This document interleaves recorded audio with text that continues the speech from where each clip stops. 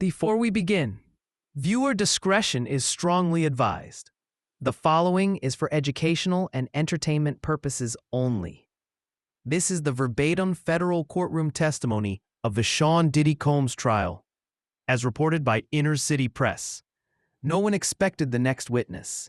He wore a navy blue suit, his badge barely visible beneath his lapel. He didn't introduce himself. He didn't need to. When he stepped up to the stand, the entire room fell into silence. What he revealed was not just a scandal.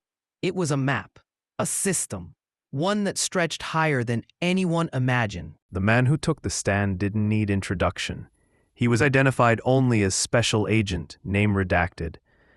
But his history spoke volumes. A senior operative in the FBI's organized crime and political corruption divisions, with access few ever achieve.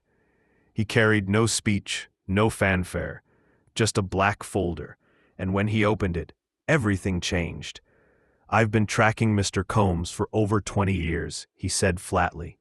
"What's different now is we're finally allowed to talk." The judge nodded, silence returned, and the agent continued. What the agent said next dropped the temperature in the room. "This isn't just about Sean Combs," he began. "This is about who allowed him to operate." He turned to the jury, his voice calm but deliberate. "We traced financial irregularities, party rosters, shell corporations. But every time we got close, the door shut. Then came the bombshell. We believe the protection came from the top, from within the federal government, from someone with the authority to make problems disappear." He paused. "And yes, that includes former President Barack Obama." The agent laid out a trail, one that started in the late 90s and led to a web of silence. Financial transactions that defied logic, private gatherings linked to known trafficking groups, overseas shell companies masking deeper operations. He described one moment in 2001, a sting operation tied to a Bad Boy Europe affiliate. Fraud, laundering, forged documents, and just as they moved to act, denied. The order to proceed vanished. "That was the first time I realized," he said, "this wasn't just celebrity privilege. This was interference, from the top." The courtroom held its breath. Then came the evidence. The prosecution introduced a detailed timeline, spanning over a decade of frozen investigations. Every time Diddy's name came up, witnesses vanished. Paper trails went cold. Internal orders stalled everything. One juror was visibly stunned. A woman in the gallery gasped. Then, without preamble, the agent said, "In 2003, we had reason to believe Mr. Combs was under informal federal protection. Off the books. Only a handful of people could authorize something like that. The implication was deafening. From that point on," the agent said, "it wasn't just what Diddy did, it was who let him get away with it." The next piece of evidence changed everything. The agent opened his folder again and lifted several photographs. One grainy image showed Diddy beside then-Senator Barack Obama at a fundraiser in 2005. Another, sharper, captured a closed-door event in 2007 where Diddy appeared under an alias. "These weren't photo ops," the agent said. "These were strategic meetings, intelligence trades, information for protection." The defense erupted. "Objection!" But the prosecution calmly handed over supporting exhibits, travel logs, redacted memos, email metadata. A murmur swept the room, and the narrative shifted from speculation to connection. Then came the moment that rattled even the judge. "In 2009, the agent said, we submitted a wiretap request on Mr. Combs. It targeted communications between him and known traffickers. The request was denied." "Denied by whom?" the prosecutor asked. The agent flipped to the final page in his folder. A White House legal call log, name redacted. Timestamp matched the exact moment the request was pulled. The judge instructed the jury to disregard speculation, but the implication was undeniable. This wasn't luck, this was access.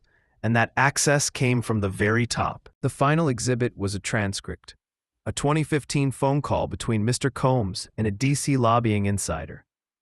The agent read it slowly, each word echoing. "You said keep it off the radar," the voice said, "but I did my part. I brought the dollars. I brought the artists. We flipped 5 precincts blue last cycle." The courtroom froze. That voice, the agent said, belonged to Mr. Combs. It wasn't just about parties anymore.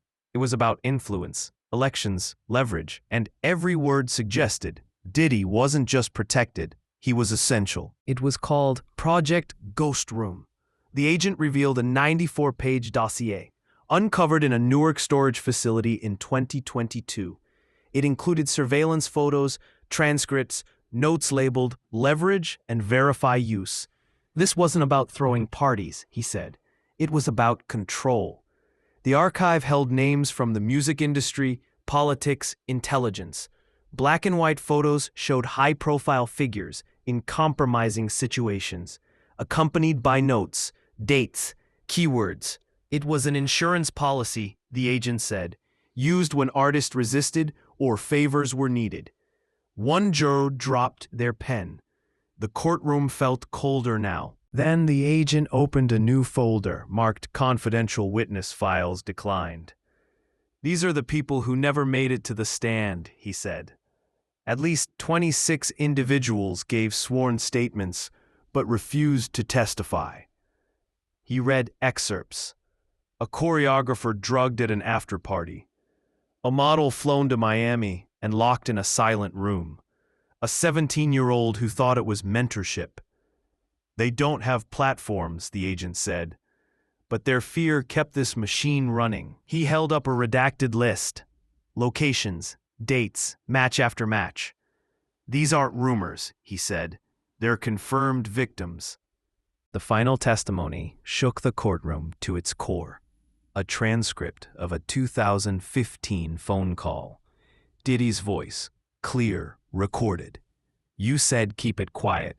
I brought the dollars. I brought the artists. We flipped 5 precincts blue. If I go down, some of y'all go with me." The agent looked up. That voice, he said, was Sean Combs. It was no longer about one man. It was about power, elections, manipulation.